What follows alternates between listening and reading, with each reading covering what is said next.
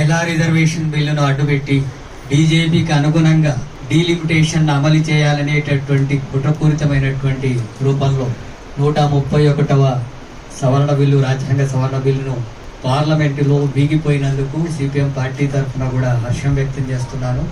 ఇటీవల కాలంలో బీజేపీ అధికారంలోకి వచ్చిన నాటి నుండి ప్రజల తరఫున ప్రజలకు ప్రయోజనకరమైనటువంటి ఏ ఒక్క బిల్లుల్ని అది ముందుకు పెట్టడం లేదు. ఉన్న వాటినే నిర్వీర్యం చేసేటటువంటి పద్ధతినే అమలు చేస్తుంది. తనకు మెజార్టీ ఉంది కాబట్టి. ఇది మొదటిసారి ప్రతిపక్ష పార్టీలంతా కూడా కలిసి బీజేపీ ఎన్డీఏ కూటమిని అంతా కూడా ఓడించేటటువంటి విషయం ఒక 131వ సవరణ బిల్లునే కాదు, బీజేపీ అనుసరిస్తున్నటువంటి విధానాలకు వ్యతిరేకంగా కూడా మనం భావించాల్సి ఉంటుంది. భవిష్యత్తులో ఆ ప్రభుత్వాన్ని గద్దె దించితే తప్ప రాజ్యాంగం కానీ ప్రజాస్వామిక హక్కులు కానీ అమలు చేయేటటువంటి అవకాశం ఉండదు. మీరు గమనిస్తే ఉపాధి హామీ చట్టాన్ని నిర్వీర్యం చేసేటట్టుగా బిల్లును ప్రవేశపెట్టింది పార్లమెంటులో. ఉపాధి కూలీలకు 90% నిధులు ఇవ్వాలనేటటువంటిది ఇంతకుముందు ఉంటే పార్లమెంట్ ఆమోదిస్తే అది 60% కుదించి పార్లమెంటులోనే ఆమోదం పొందింది కూలీలకు వ్యతిరేకంగా. అట్లాగే కార్మికులందరూ కూడా పోరాడి సాధించుకున్నటువంటి హక్కుల్ని కాలరాసి 4 కోట్లుగా కుదించి మీరు సంఘం పెట్టకూడదు, సమ్మె చేయకూడదు, యజమానులు ఏం చెప్తే అది వినాలా, 12 గంటలు పని చేయాలా అని బిల్లును ఆమోదింప తీసుకున్నారు. కార్మికులకు వ్యతిరేకమైన బిల్లును పార్లమెంట్లో ఆమోదం తీసుకున్నారు. అట్లాగే రైతు విత్తన బిల్లును తీసుకొచ్చి రైతాంగానికి వ్యతిరేకంగా బిల్లును తీసుకొచ్చి అడవి హక్కుల చట్ట సవరణ బిల్లును తీసుకొచ్చి అడవిని సాగు చేసుకుంటున్నటువంటి గిరిజనులు ఇతర పేదల్ని వాళ్ళకు భూమిలో పంపిణీ చేయాలని చెప్పి చట్టం ఉంటే పార్లమెంట్లో దాన్ని నిర్వీర్యం చేసి అది కార్పొరేట్ సంస్థలకు అప్పగించేటట్టుగా ఆ గనులంతా కూడా అమ్ముకోవడానికి అనుకూలంగా దానికి అడ్డం ఉన్నటువంటి మావోయిస్టుల్ని ఏరివేసేటటువంటి పద్ధతుల్లో ఆపరేషన్ కగార్ లాంటివి తీసుకొచ్చింది. ఆ రకంగా అడవి హక్కుల చట్టానికి వ్యతిరేకమైన బిల్లు పార్లమెంట్లో తెచ్చింది. విద్యుత్ సవరణ బిల్లు తీసుకొచ్చింది ఈ మధ్యలోనే, విద్యుత్తును ప్రైవేటీకరించే బిల్లు. అంటే ఇక ఉచిత కరెంటు కానీ రైతులకు ఇచ్చేది ఉండదు. ప్రజా వ్యతిరేకమైనటువంటి బిల్లులను పార్లమెంటులో తీసుకొచ్చి ఆమోదం పొందుతుంది. ఇప్పుడు కూడా మహిళా రిజర్వేషన్ బిల్లును అమలు చేయాలంటే ఇంతకుముందు ఎన్నికల్లోనే అమలు చేయమని అన్ని పార్టీలు కోరినాయి. అప్పుడేమో 2026 జనాభా తర్వాత చేస్తానన్నాడు. ఇప్పుడు ఎన్నికలు జరుగుతున్నాయి కాబట్టి మహిళా రిజర్వేషన్ బిల్లు పెట్టి దాంట్లో డీలిమిటేషన్ కూడా పెట్టి అది వ్యతిరేకిస్తే మహిళా రిజర్వేషన్ బిల్లుని వ్యతిరేకించిందని అక్కడ రాజకీయ లబ్ధి పొందాలని చెప్పి ప్రయత్నం చేస్తున్నారు. డీలిమిటేషన్కి సంబంధించినటువంటి విషయాలు పెట్టాలనుకున్నప్పుడు, మహిళా రిజర్వేషన్ బిల్లు పెట్టాలనుకున్నప్పుడు వేరు పెట్టొచ్చు కదా. మహిళా రిజర్వేషన్ బిల్లును సమర్థిస్తామని అన్ని పార్టీలు చెప్పినాయి కదా, ఎందుకు అమలు చేయలేదు? అంటే మహిళా రిజర్వేషన్ బిల్లు అమలు జరగాలనే చిత్తశుద్ధి లేదు బీజేపీకి.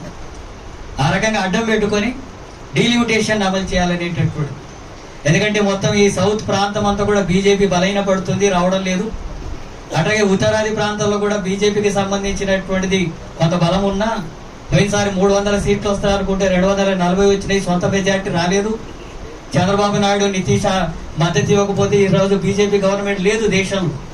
కాబట్టి రేపు వచ్చేటటువంటి ఎన్నికల్లో అసలే ఉండదు అనేది విషయం దానికి స్పష్టంగా తెలుసు. అందుకే తన బలమైనటువంటి ప్రాంతాల్లో సీట్లు పెంచుకొని మళ్ళీ మెజార్టీ సాధించి మళ్ళీ అధికారంలోకి రావాలనేటటువంటి కుట్ర ఉంది.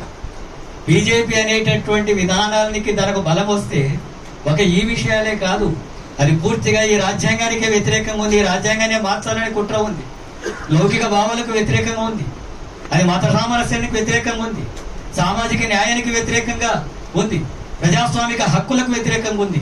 అలాంటి పార్టీ ఈరోజు అధికారంలో ఉండి ప్రజా వ్యతిరేకమైనటువంటి విధానాలు అనుసరిస్తున్నప్పుడు ప్రజలు అర్థం చేసుకొని దానికి ఎదురు తిరగాల్సిన అవసరం ఉంది.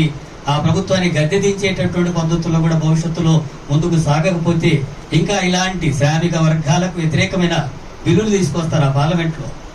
ఒకనాడు పార్లమెంటే ఆమోదించిన బిల్లుల్ని రివర్స్ చేస్తున్నారు. సామాజిక న్యాయానికి వ్యతిరేకంగా, అణగారినటువంటి తరగతులకు వ్యతిరేకంగా బిల్లులు చేస్తున్నారు. మహిళల మీద దారుణంగా అత్యాచారాలు, హత్యలు జరుగుతుంటే వాటి గురించి ఏం పట్టించుకోరు. సంవత్సరానికి 1000 మంది దళితులు కుల వివక్షను వ్యతిరేకిస్తే హత్యలకు గురవుతున్నారు, పట్టించుకోరు. గిరిజనులతో కూడా ఎలాంటి స్థితులు లేకుండా మొత్తం పిట్టలు రాలినట్టుగా రాలిపోతున్నారు, వాళ్ళ గురించి పట్టించుకోవడం. ఎలాంటి పూర్తిగా కార్పొరేట్ సంస్థలకు ఆదానికి అంబానీలకు ప్రయోజనం పెట్టేటట్టుగా మతోన్మాదాన్ని రెచ్చగొట్టేటట్టుగా రాష్ట్రాల్లో అలాంటి విభజన రాజకీయాలు ద్వేష రాజకీయాలు తీసుకొస్తుంది. దానికి తగిన గుణపాఠంగా ఈనాడు పార్లమెంట్ చెప్పింది. భవిష్యత్తులో ఇంకా ఆ రూపంలోనే మనం అందరం కలిసి ముందుకు సాగాల్సి ఉంటుంది. అట్లాగే తేజస్వి సూర్య పాకిస్తాను భారతదేశం విడిపోయిన దానికంటే దారుణంగా ఉందట తెలంగాణ ఆంధ్రప్రదేశ్ విడిపోయింది. మరి తెలంగాణ ఆంధ్రప్రదేశ్ విడిపోవడం అనేటప్పుడు బీజేపీ చెప్పుకున్నది కదా, మేము మద్దతు ఇస్తేనే మేము ఇది వచ్చింది తెలంగాణ వచ్చిందని. వాళ్ళందరూ కూడా పెద్ద ఎత్తున ప్రచారం చేసుకున్నారు కదా. మరి ఈనాడు ఎందుకు దానికి వ్యతిరేకం అంటే రాష్ట్రాల మధ్య విభజన, విద్వేషాలు రెచ్చగొట్టడం. పాకిస్తాన్ భారతదేశం విడిపోవడానికి కూడా మీరే కారణం కదా, ఆర్ఎస్ఎస్ఏ కారణం కదా, దానికి మీరే కారణం కదా. ఇక్కడ విభజన జరిగేటటువంటి దాంట్లో సంవత్సరాల తరబడి జరిగినటువంటి పోరాటంలో భాగంగా పార్లమెంటు ఆమోదిస్తే ఆ పార్లమెంటులో మీరు సమర్థించి ఇప్పుడు ఆ రకంగా విడదీసినటువంటి దాన్ని తప్పుబట్టి విద్వేషాలు రెచ్చగొట్టేటటువంటి ప్రయత్నంగా తేజస్వి చెప్తున్నాడు. అందుకే ఆయన క్షమాపణ చెప్పాలా? ఆయన క్షమాపణ చెప్పడం కాదు, ఇక్కడ ఉండేటటువంటి కేంద్ర మంత్రులు ఇద్దరు ఉన్నారు, వీళ్ళకి ఏమీ లేదు, పదవులు తప్ప ఇంకేం అక్కర్లేదు, రాష్ట్ర ప్రయోజనాలు అక్కర్లేదు, రాష్ట్రానికి నిధులు ఇవ్వకపోయినా అక్కర్లేదు, రాష్ట్రానికి సంబంధించినటువంటి అవమానించే పద్ధతిని అనుసరించినా వీళ్ళకి అక్కర్లేదు, పదవులు కావాలి, మోడీ ముందు మోకరిల్లడం తప్ప ఏమీ చేతగానటువంటి దద్దమలుగా వీళ్ళు ఉన్నవి. వాళ్ళు కనీసం మాట్లాడాలి కదా, ప్రశ్నించాలి కదా, తేజస్విని క్షమాపణ చెప్పమని వాళ్ళకు కూడా అడగాలి కదా. ఈ రాష్ట్రం తరఫున ఈ రాష్ట్రానికి పట్ల విభజన పట్ల వాళ్ళకి చిత్తశుద్ధి ఉంటే ఖండించాలి కదా, వ్యతిరేకించాలి కదా. అలాంటి వైఖరి లేకుండా వ్యవహరిస్తున్నటువంటి పరిస్థితుల్లో రాష్ట్రం ఉంది. ప్రజలు కూడా వీటిని అన్నింటిని కూడా అర్థం చేసుకోవాల్సిన అవసరం ఉంది. ఈ రోజు బీజేపీ నిరసన ప్రదర్శనలు కూడా ఇచ్చారు. మహిళల రిజర్వేషన్ల బిల్లుకు వ్యతిరేకంగా ప్రతిపక్షాలు చేసినటువంటిది కాదు, మహిళా రిజర్వేషన్లు అడ్డు పెట్టుకొని అప్రజాస్వామికమైనటువంటి పద్ధతుల్లో కనీసం అఖిల పక్షాన్ని కూడా పిలవకుండా, రాష్ట్రాల అభిప్రాయాలు కూడా తీసుకోకుండా, మేధావులు ప్రజాస్వామిక వాదుల అభిప్రాయాలు కూడా తీసుకోకుండా బలం ఉంది కాబట్టి ఏమైనా చేస్తాను నేను అనేటటువంటి ఆ ధోరణితోనే వ్యవహరిస్తున్నటువంటి దాన్ని ఇది ప్రతిఘటిస్తున్నట్టుగా లెక్క. ప్రతిపక్షాలంతా మాట్లాడితే పార్లమెంట్ సభ్యుల్ని మొత్తం బహిష్కరించేటటువంటి ధోరణి ఇప్పుడు మోడీ వైఖరిలో ఉంది. వీటన్నిటికి వ్యతిరేకంగా మనం నిలబడి పోరాడకపోతే కనీసం రాజ్యాంగం కల్పించినటువంటి హక్కుల్ని కూడా కాపాడుకోలేనటువంటి స్థితి వస్తుంది.